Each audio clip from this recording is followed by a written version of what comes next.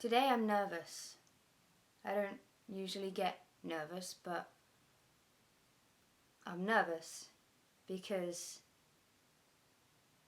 this topic is so much bigger than me. And it's so much bigger than any other YouTuber that says to you, stay strong, I believe in you, you can do it.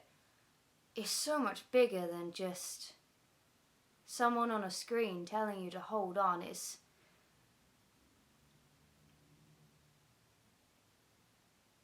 Self-harming is a toxic, addictive, extremely damaging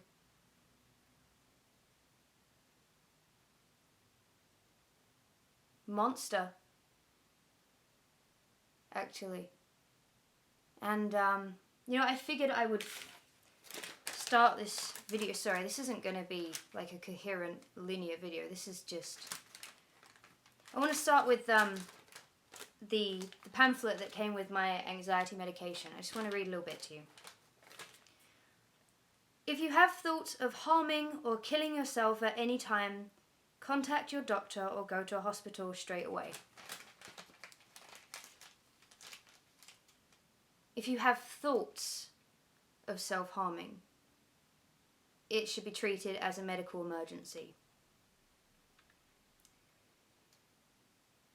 But it's not, is it? It's not treated as a medical emergency. It's treated as a way of getting attention from people. It's treated as something silly that you'll get over in a couple of years. Don't worry about it. Just stop showing me your cuts. It's weird. And, over the last 2 years, since I've been doing YouTube, I have been asked by so many people to make a video on self-harm that I'm surprised that it's still a taboo subject at all.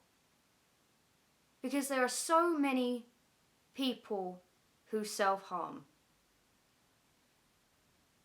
Like, when I was like 13 or 14 and I was your age, and I don't mean to be talking down to you, sorry if you're not 13 or 14. When I was that age, like, it wasn't common at all, really. There were like 2 or 3 people in our year at school who did it that I knew of.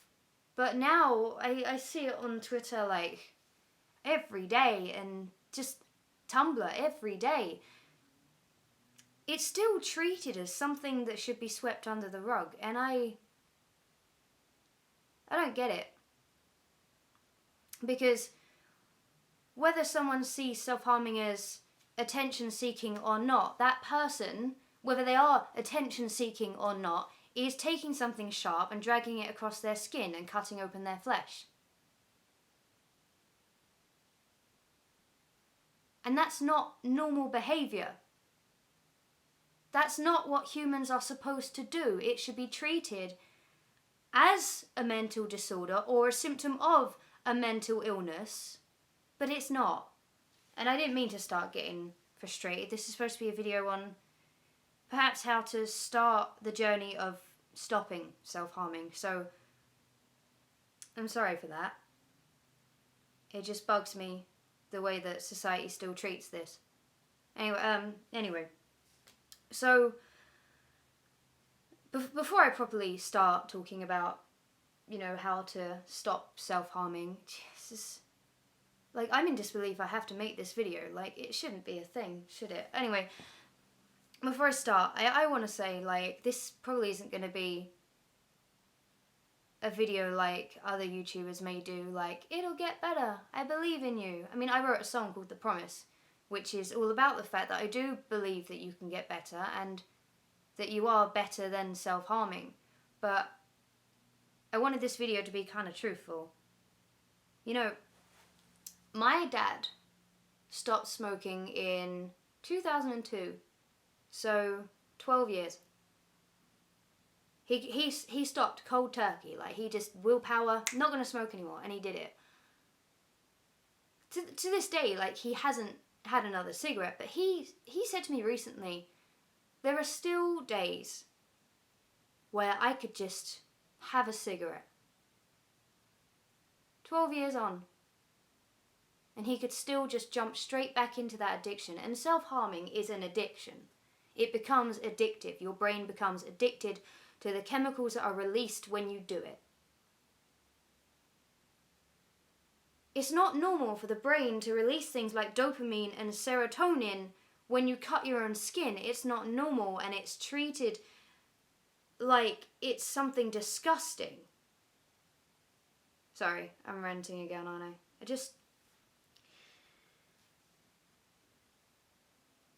I mentioned that smoking thing because when you stop self-harming, say that you get to 7 days, then 10 days, then 2 weeks, then 3 weeks, then 4 weeks, then 2 months.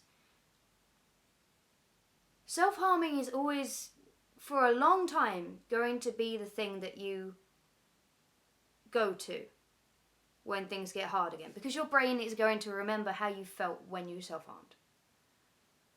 If someone upsets you, the first thing you're going to want to do is start self-harming again. It could take years to get rid of those thoughts, even if they even go completely at all. I mean, my dad still thinks about cigarettes 12 years on, so I know they're slightly different, but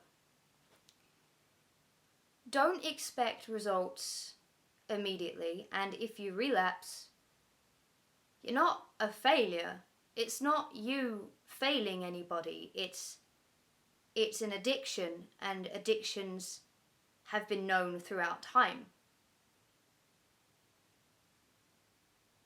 I guess my point was just don't, it's slow and steady steps, and if you feel like going back to self-harming, I'm not saying do it, I'm just saying it's not your fault. So, this is going to be a really long video, isn't it? There are a few things that you can do to help you start to recover from self-harming, the addiction of self-harming. When you have an urge to cut or burn or pull out your hair or hit your head against a wall, because self-harming is not just cutting. If you get frustrated and smack yourself in the face, that is self-harming. There are different types of self-harming. So anyone that says, oh, well, that's just a tiny little scratch, that's nothing, those people are toxic. When you want to cut, one of the things that you can do is, if you are at home, go up to your bedroom if you're not already in your bedroom. Lay on your bed and close your eyes. Lay on your back, close your eyes, and imagine that your body is weighed down by like a ton of heavy rocks. Imagine that you have been trapped under a ton of rocks. Your body is heavy and you can't move. Stay there. Focus on breathing in and out and in and out. You are stuck under these rocks and you can't move. So close your eyes, take a deep breath in and out until you stop crying, until you become a little bit more rational, because when you are upset you will be irrational and you will think of irrational things. Wait for yourself to just calm down. There are some more things that you can do. There are alternatives which you may have heard of already, such as holding an ice cube in your hand, because that hurts. That really does hurt. If it's freezing cold and you just hold it against the inner palm. I mean, cold burns hurt, but they're not, cutting open your skin. So there's that. If you can't do that, if you feel like that's no substitute for pain or the way you felt, there is another technique that our school taught us. I don't know how good it is. I say school taught us. There was like one brochure hidden at the back of like the nurse's office that no one could see, you know, because that's how well known self-harming is to schools. And rubber bands is what I meant to say. Sorry, get a rubber band and just pull the rubber band and snap it. Now, it shouldn't break your skin. It will hurt, but it won't break your skin. And right now I'm just trying to focus on methods that aren't to do with wound inflicting. So I don't really know how good that one is. There's the alternative of cutting paper. If you fold paper up like once, twice, 3 times, 4 times until it's thick and it's hard to cut through, and you just focus on cutting that piece of paper, that tension you're putting in your hand can help, just until you're thinking rationally again. I'm trying to think of other methods that I know, and it's something that I haven't thought about, really. I guess I kind of just jumped into this video because I thought, I don't know, I thought I could try and help. But maybe I'm not the best person to be giving help on something like this. Which brings me to another point completely. You gotta tell someone. And that's not what you want to hear right now, is it? You don't want to hear, oh, tell a doctor. You don't want to hear that. I'm not stupid. If I turn around and said, hey, you must tell your parents, you're probably either going to feel sick in your stomach at the thought of it, or you're going to laugh at the screen. You will probably be afraid that your parents will be disappointed in you, or will get angry and defensive because perhaps they think it's their fault. That's a common reaction. I'm not going to lie. Parents think that they've done something wrong. I don't know your story. Maybe your parents are the reason you're doing it. I don't know you. Sadly. But there are people that you can tell. Really, they really are. Like, you think it's impossible. It's not. Sorry, my thing stopped recording. If you're at school, if your school has a school counsellor or a nurse, before telling them your problem, ask, is this strictly confidential? And if they say, well, if it's an emergency and we have to tell your parents, and you're not comfortable with that, that's fine. If they say, no, it's confidential, they're an adult who has been through life and is surrounded by kids and their struggles every day. Sorry, I didn't mean to call you a kid. They will be able to help you. If you feel like they are going to tell your parents and you're uncomfortable with that, you can actually go to a doctor. Doctors are under an oath to keep things confidential. You can ask them to reaffirm this if you are scared of it. If you are scared that they'll tell your parents, ask them, is this strictly confidential? Do you have to inform anyone? I believe the answer is no.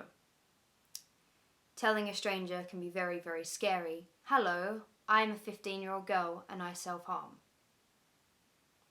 It's not a sentence you want to say to anybody, is it?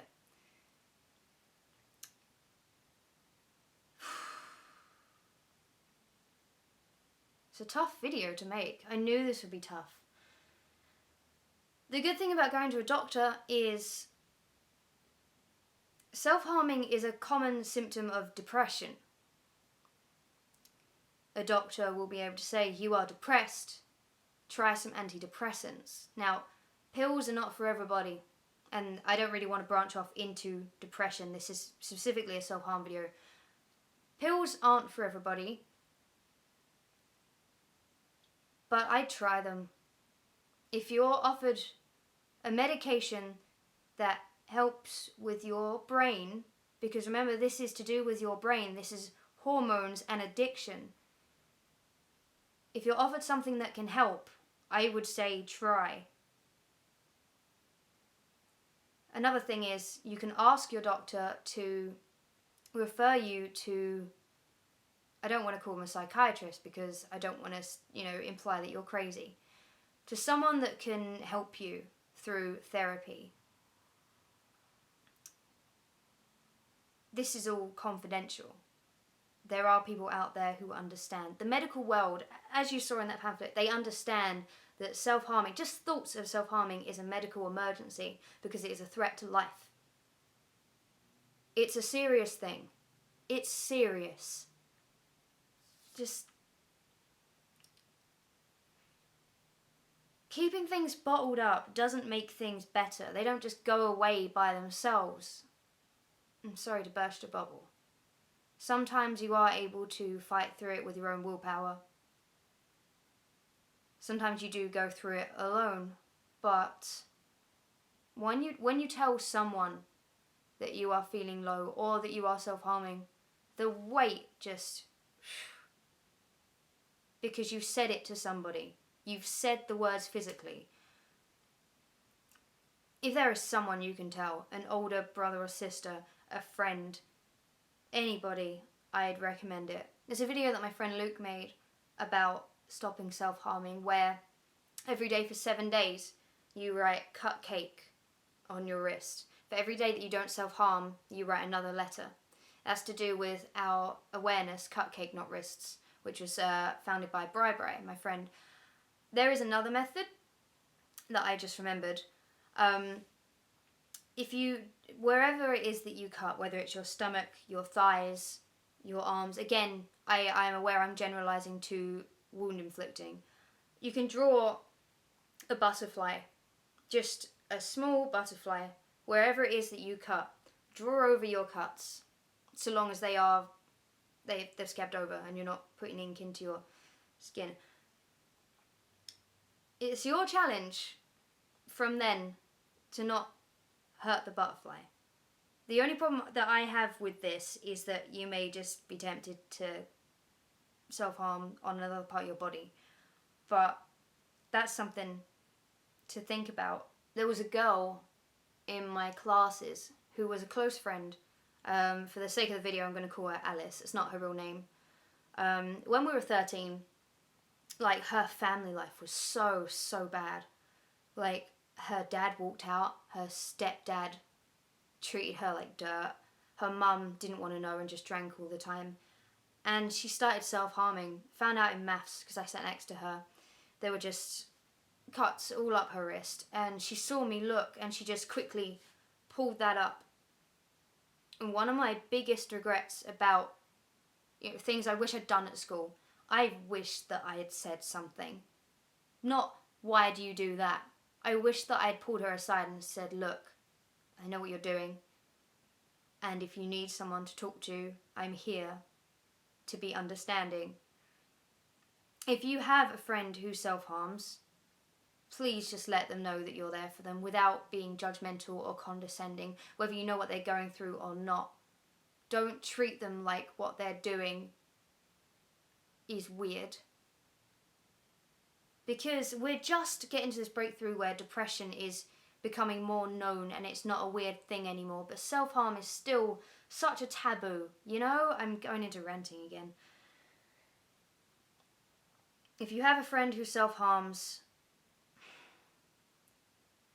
you will feel like you want to do something to help them. You will want to tell their parents. You will think about telling their parents, but you're worried, is this a good idea? Because what if their parents just get really mad? I would say it's not your place to tell that person's parents. But then again, it may help. It's a difficult situation, and if you know their parents well enough to gauge how they react, then you can make that decision. Otherwise, if there is a school counsellor you can talk to, tell them that your friend is self-harming and ask for their advice, because I'm not a therapist. I can't give professional advice on what to do if your friend is harming themselves, and I wish I could. I wish I could sit here and give you all of the answers, but there is no straightforward answer. I guess I'll end this on a better note, a lighter note. You are worth so much more I don't even know you. I don't know your family life. I don't know how many friends you have. I don't know your name. Just as I said in my song, I don't know your story. But no human deserves to feel like that. No human should hate themselves or their body so much that they take it out on themselves.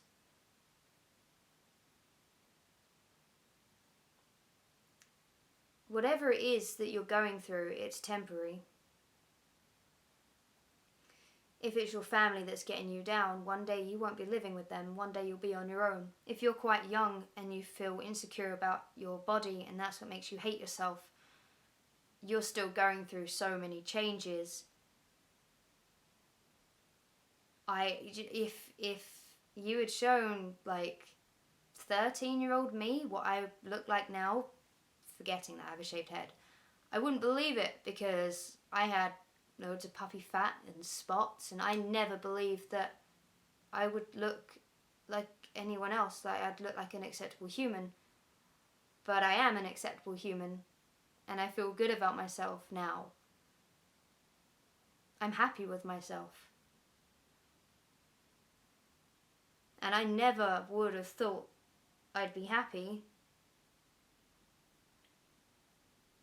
But it's all temporary. Everything is temporary. Life is temporary. All of the stuff you're going through is temporary. It will end. Maybe you have thoughts in your head. Maybe you have really bad memories. Eventually they can fade. Because it's all just temporary. So one more thing. When you are feeling low and you want to self-harm, whatever it is that you do to self-harm, I want you to make a list. And I know it sounds so cheesy, oh, get a pen and paper, but seriously, get a pen and paper and make a list of all the things that you want to do with your life. Some things on my list. I want to see the Grand Canyon. I want to take my brother and sister to Disneyland. I want to get married. I want to have 2 children. I want to go and see WrestleMania. I want to own a house. I want to have a dog at least once. There's such small things that I want to do. And I think if you just had a list and you kept looking back at that list, and there's such a bright future for you, for the people you know, for anyone, if they want it. Don't ever believe that your future is bleak. I'm telling you, it's not. How would you know what your future is if you packed it in now?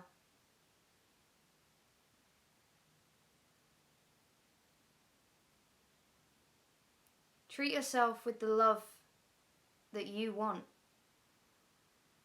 and the love that you deserve, which is a lot, you know. I'm just always in constant disbelief at how many young boys and girls just hate themselves at such a young age. And yeah, I know it's mostly to do with society and bullying and family issues, but this problem is getting bigger. And it's a lot bigger than me. I hope this video was helpful, and I hope that it was the start of something for you. I don't know if it was. It may not be of any help at all. It's just such a hard thing to make a video on, and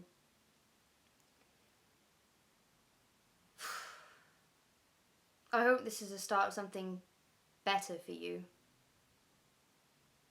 Something that you deserve.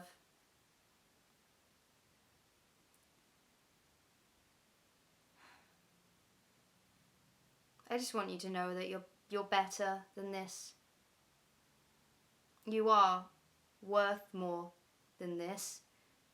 And I just accidentally quoted my own song, which makes me feel a little bit weird. But I do believe in you. I've known some pretty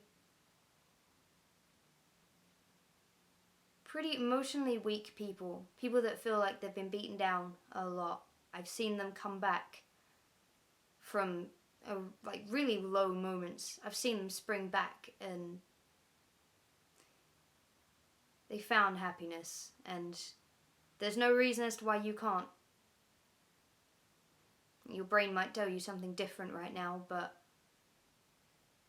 I wish the future you, I wish you in 5, 10 years could come into your room right now and sit down and talk with you. That's not me saying that this is a phase. It's not a phase. You just get better and stronger with every day that goes by. For all of the stuff you put up with, it makes you stronger. So you in 10 years, you're a tank, you know? I wish I could go back and just tell my younger self that I deserve better. I wish I could go back and tell my friend that she deserved better.